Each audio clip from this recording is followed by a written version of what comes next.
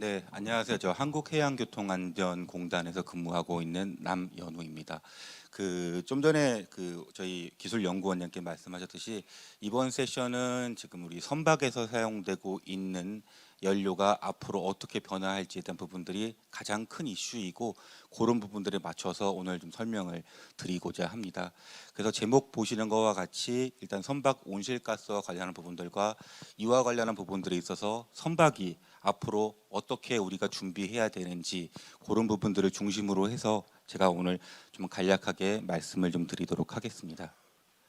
네, 전체 구성은 저희 온실가스와 관련한 부분들, 그 다음에 현재 대한민국 정부가 지금 진행하고자 하는 탄소 중립과 관련한 방향, 당연히 이 안에는 친환경 선박과 관련한 방향을 중심으로 담겨져 있습니다.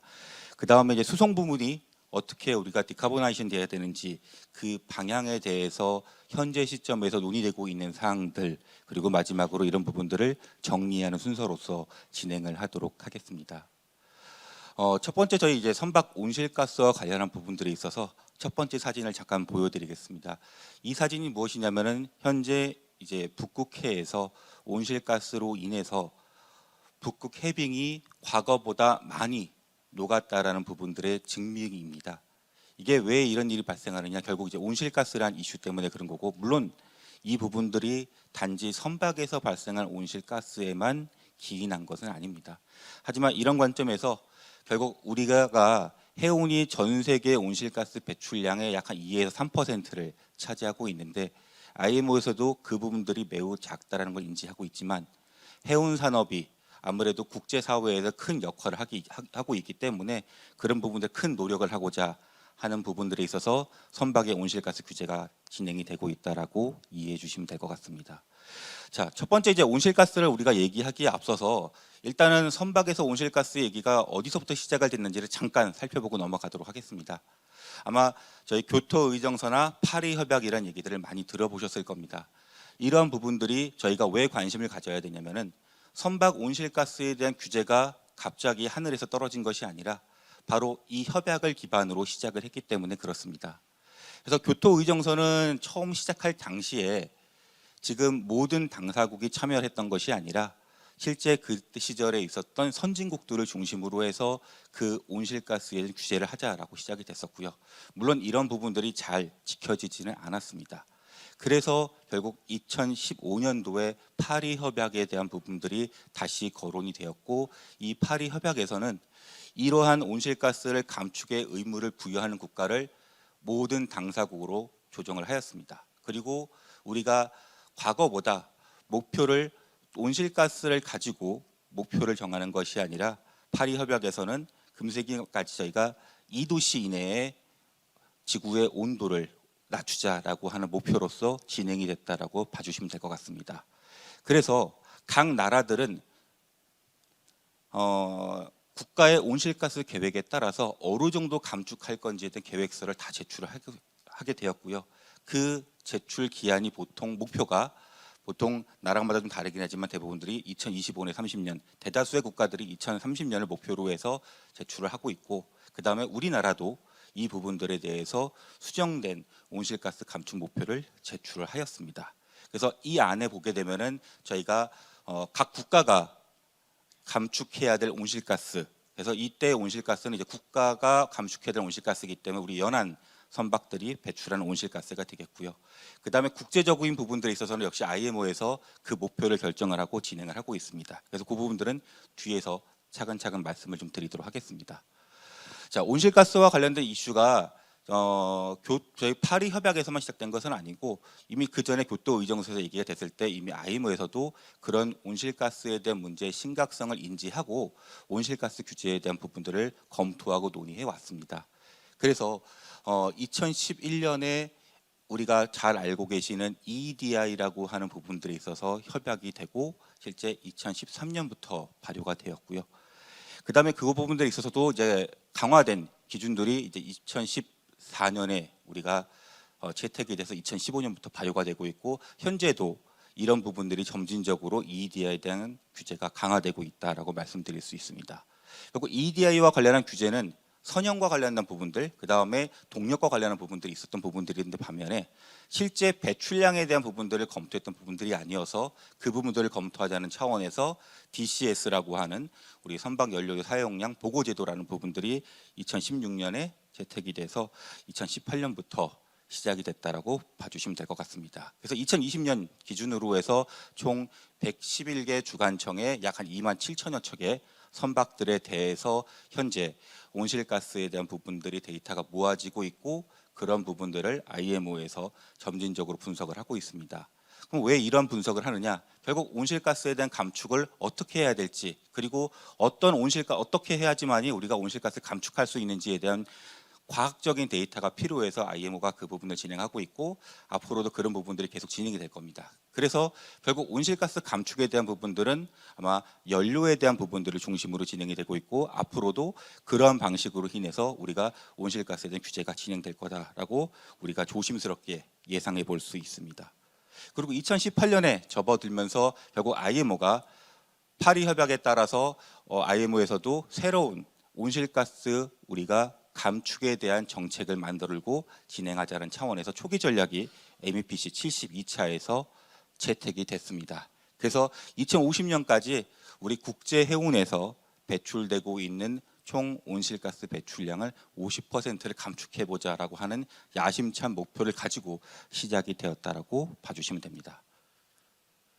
자, 그래서 이 온실가스 초기 전략을 잠깐 보시면은 일단은 저희가 이 초기 전략이 채택한 이후에 5년마다 이 온실가스 감축 정책이 얼만큼 실효성 있게 진행되고 있는지를 검토하고 우리가 그 부분들을 반영할 수 있도록 현재 하고 있고요. 이 부분들에 있어서는 개발도상국가나 선진국이나 모든 국가에 대한 부분들에 있어서 예외 없이 모든 선박을 운항하고 있는 나라들에 대해서 또는 선사들에 대해서 모두 이 부분들을 지킬 수 있도록 하고 있습니다. 그래서 이 초기 전략의 목표를 잠깐 보시면은 금세기 말까지 가장 빠른 시간 안에 온실가스를 제로화 시키겠다는 목표를 가지고 가고 있고요. 이때 우리가 수송 효율, 결국 트랜스포테이션 에피션시에 대한 부분들을 적어도 2030년까지는 40%를 목표로 우리가 기술을 개발하던가 아니면 활용을 하고 그 다음에 2050년까지는 70%를 개선할 수 있는 기술을 우리가 적용하고 활용하겠다라고 하는 야심찬 목표를 IMO에서 발표하게 됩니다. 이와 더불어서 온실가스 배출량에 대한 부분들을 우리가 2008년 대비 2050년에는 50%를 저감해야겠다는 목표를 결정을 하고 발표합니다. 그래서 이에 맞춰서 여러 가지 IMO의 전략들이 현재 만들어졌고 앞으로도 만들어질 계획을 가지고 있고 현재 진행 중에 있다라고 봐주시면 됩니다.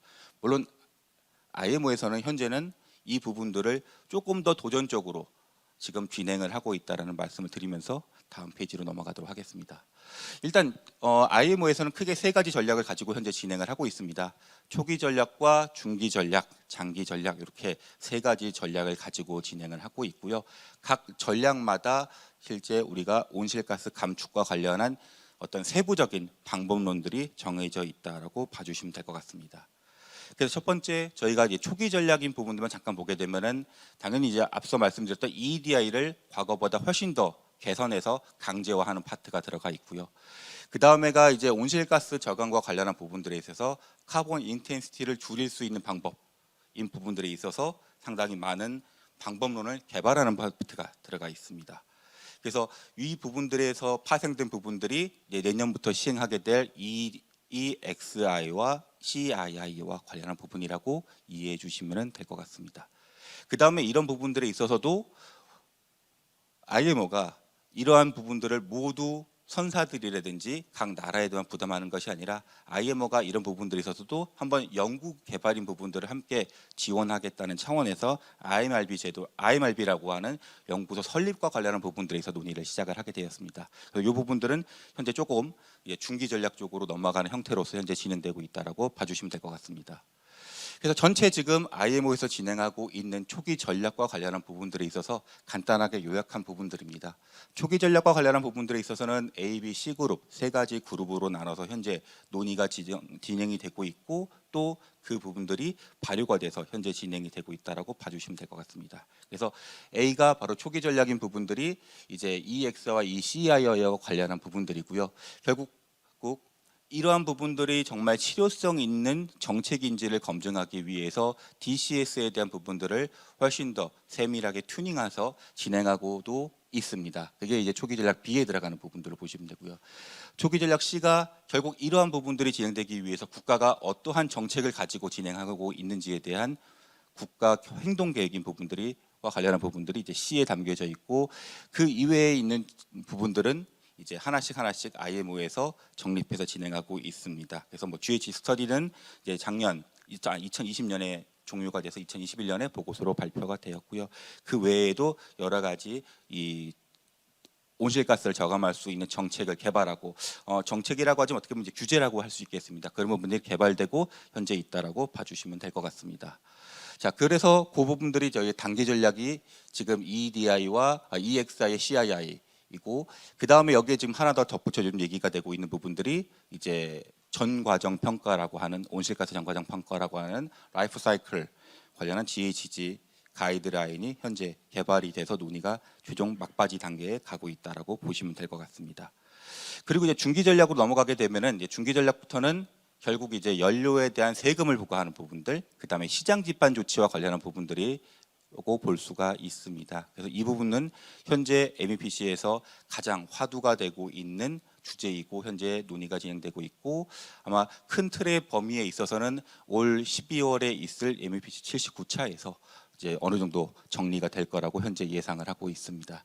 그 다음에 이제 장기적인 관점에서는 이제 우리가 온실가스가 배출되지 않는 연료를 선박에서 적용할 수 있느냐라는 부분들의 관점에서 보고 있는 카본 제로 또는 이제 우리가 파슬 프리 퓨얼이라고 하는 부분들에 있어서 기술적인 검토가 현재 진행이 되고 있고 지지난주와 지난주에 걸쳐 지낸 CCC에서 이제 우리가 암모니아 선박이라든지 그다음에 하이드로겐 선박에 관련한 부분들이 있어서 우리 가이드라인이 현재 상당히 많이 본격적으로 논의가 되고 있다라고 말씀드릴 수가 있습니다.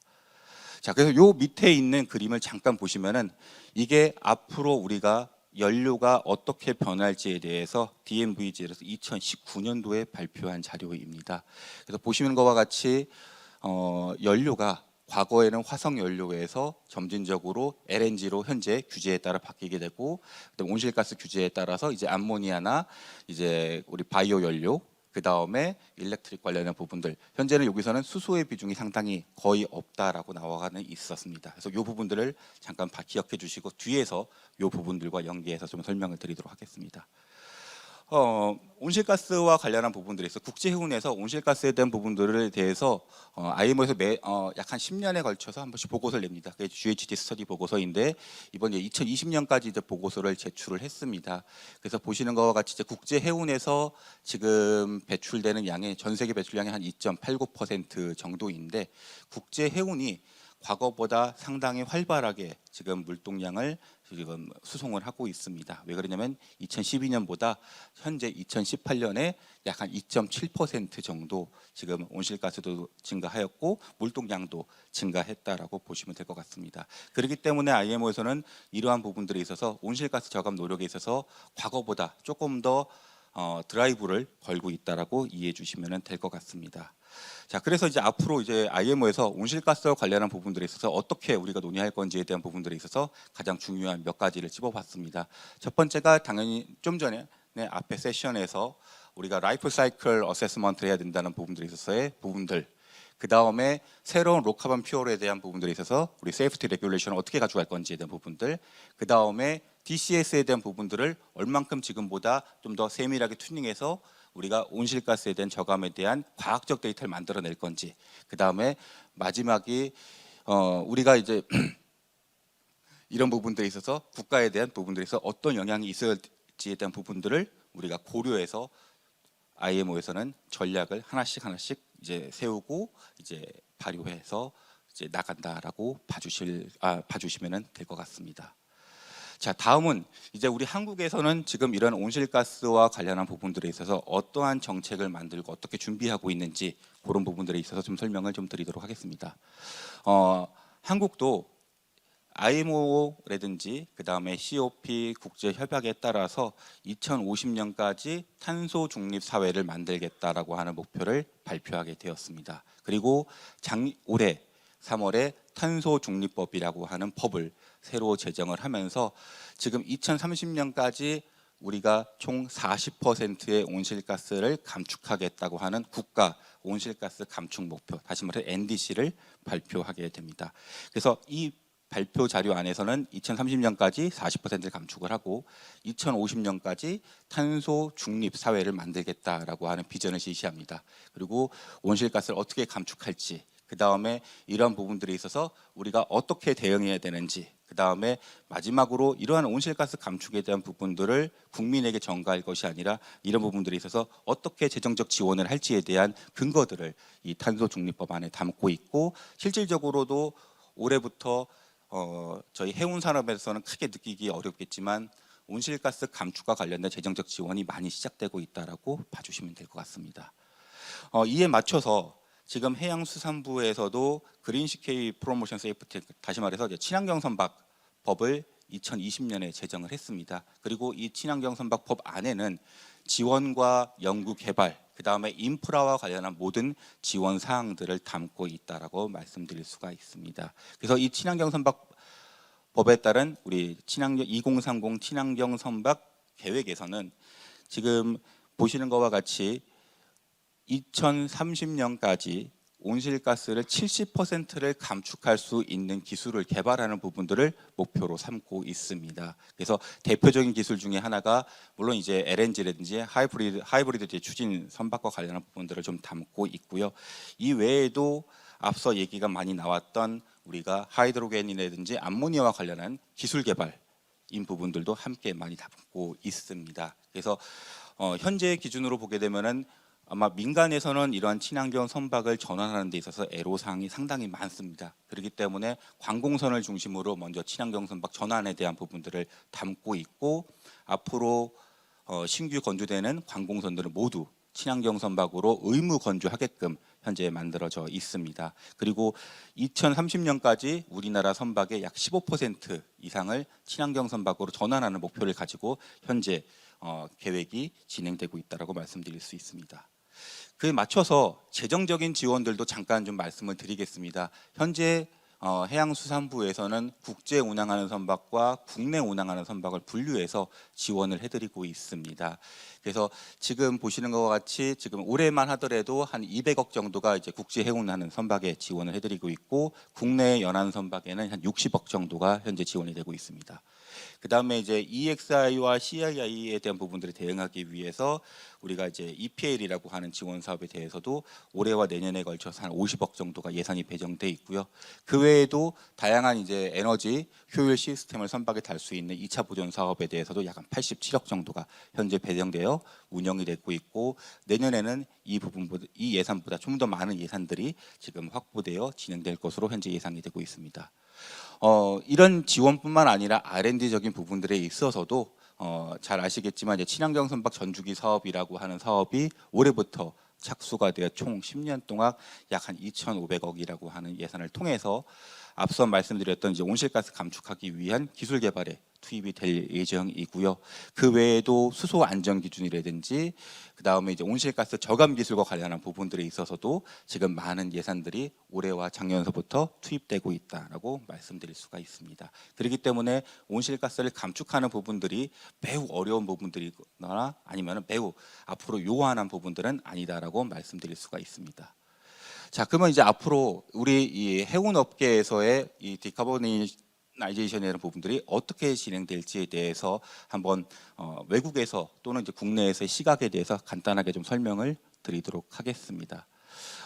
일단 지금 온실가스와 관련한 부분들에 있어서 이슈는 상당히 많은 이슈를 가지고 있습니다. 앞서도 말씀드렸겠지만 국제해운에서 일단은 배출량의 50%를 감축하겠다는 목표를 가져가고 있다 보니까 이런 부분들에 있어서는 어떻게 하는 것이 실제 실효성 있는 정책이냐라고 하는 부분들에 있어서 많은 나라들과 선사들, 그 다음에 관계 기관들이 고민하고 지금 연구하고 있는 상황입니다. 그래서 이 부분들에 있어서 가장 중요한 부분들이 결국 시장에 대한 변화가 어떻게 될지, 그 다음에 시장에 대한 볼륨이 어느 정도 되는지, 그 다음에 수요가 어떻게 될지에 따라서 아마 대체 연료에 대한 부분들이 시장이 크게 요동칠 거라고 볼 수가 있고요.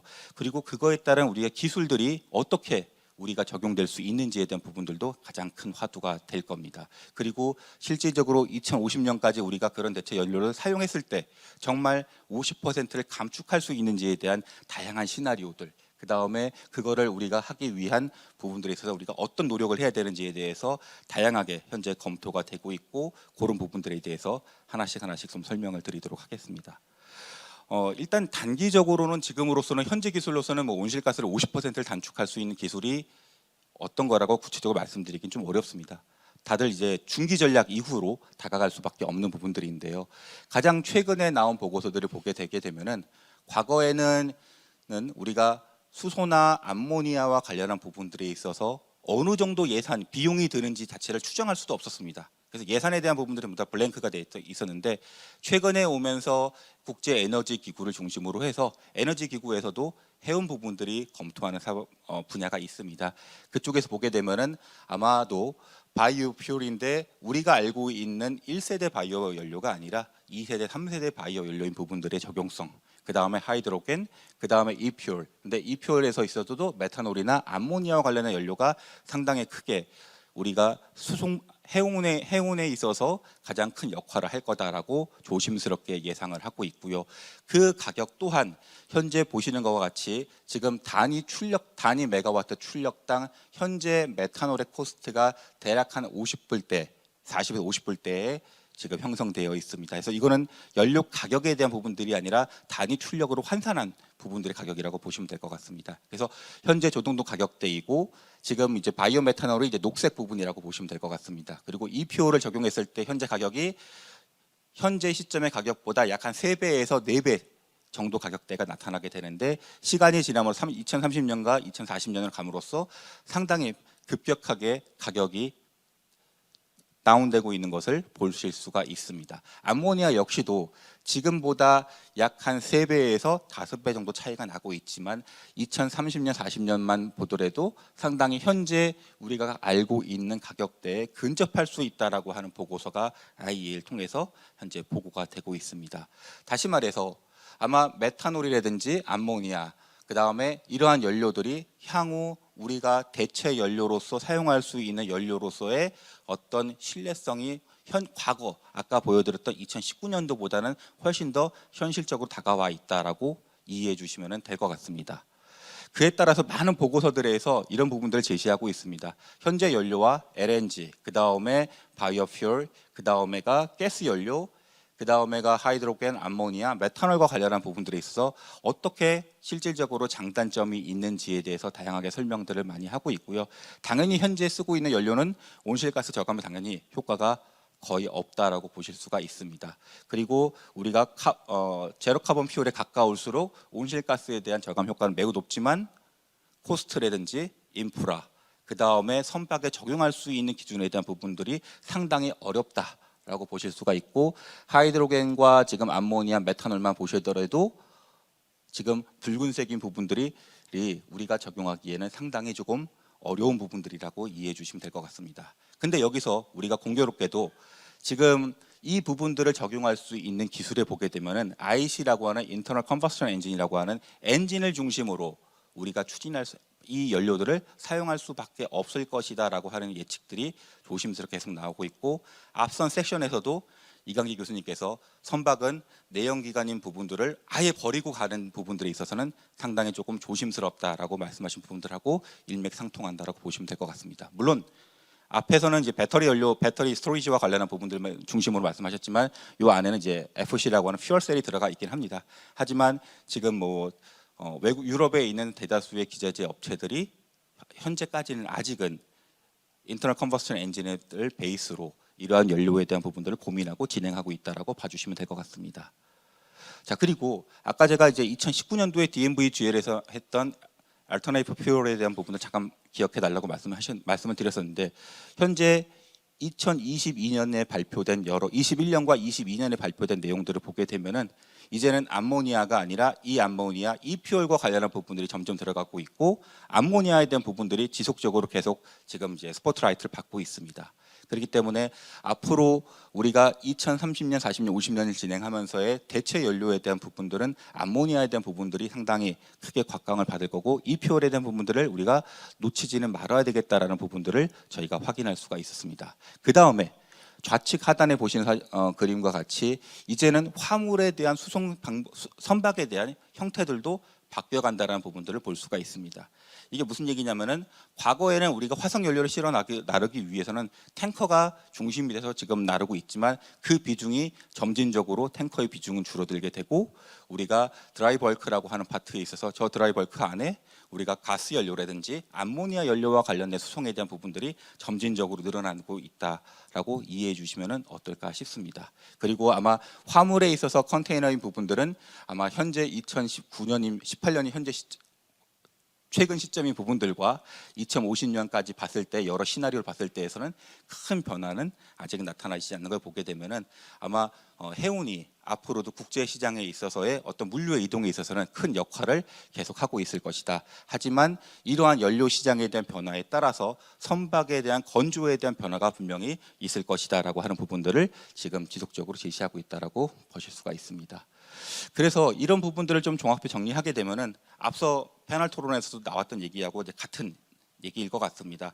이게 어떤 한 기업과 기관, 나라가 해야 될 일이 아니라 이 관련된 해운 산업과 그 다음에 에너지 산업 관련한 부분들, 조선까지 관련한 모든 스테이크홀더들이 같이 합심해서 전략을 세우지 않으면은 우리나라의 NDC뿐만 아니라 IMO에서 진행하고 있는 그러한 목표의 달성에 있어서의 전략도 상당히 어려울 수 있다. 그렇기 때문에 이런 부분들에 있어서 우리가 공동의 목표를 가지고 함께 진행해야 된다는 말씀을 드리고요. 그 다음에 정책적인 부분들에 있어서는 아마 현재 가장 현실적인 부분들이 이제 카본 레비가 될 겁니다. 그래서 이런 부분들이 아마 가장 중심이 돼서 진행될 거고, 그 다음에 앞서 잠깐 말씀드렸듯이 국가 온실가스 감축 목표에 따라서 국내 연안에 관련한 온실가스와 관련한 규제도 현재는 국내 선박에 대한 규제가 없지만 앞으로는 이런 부분들이 있어서도 조금 더 강화될 거다라는 부분들, 그 다음에 온실가스와 관련된 인센티브도 상당히 크게 이제 필요하고 그 부분도 정부에서 좀 신경을 써주셔야 될 거다라고 생각을 합니다. 그 다음에 마지막으로 이제 우리가 이제 이런 부분들 진행하기 위해서 온실가스와 관련된 이제 정과정 평가와 관련된 라이프 사이클 아날리시스의 부분들, 그 다음에 대체 연료와 관련한 부분들에 있어서 우리가 어떻게 해야 될지, 그 다음에 그와 관련한 부분들이 연계된 우리 그린 암모니아, 그 다음에 수소와 관련한 부분들에 있어서의 적용성인 부분들이 앞으로 우리가 단기간 내에 우리가 풀어야 될 숙제다라고 생각을 하고 있습니다.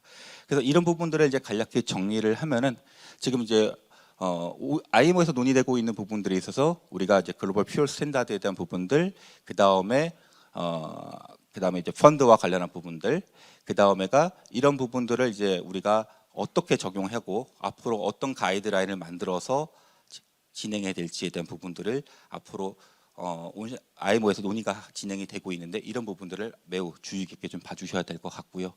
그 다음에 지금 요 두 번째 페이지에서 말씀드리고자 하는 부분들은 좀 전에 말씀드렸던 부분들 같이 새로운 연료에 대한 부분들을 우리가 많이 신경을 써야 되고, 이런 부분들에 있어서 수소라든지 그 다음에 암모니아, 이퓨얼에 대한 부분들에 있어서 우리가 좀 많은 관심을 가지고 우리가 그와 관련된 기저지 개발이라든지 그다음 기준 개발, 그리고 이런 부분들에 있어서 표준화하는 부분들에 있어서 우리의 역량이 좀 집중돼야 될 거다라고 제 발표를 말씀을 드리면서 제 발표를 마치도록 하겠습니다. 예, 감사합니다.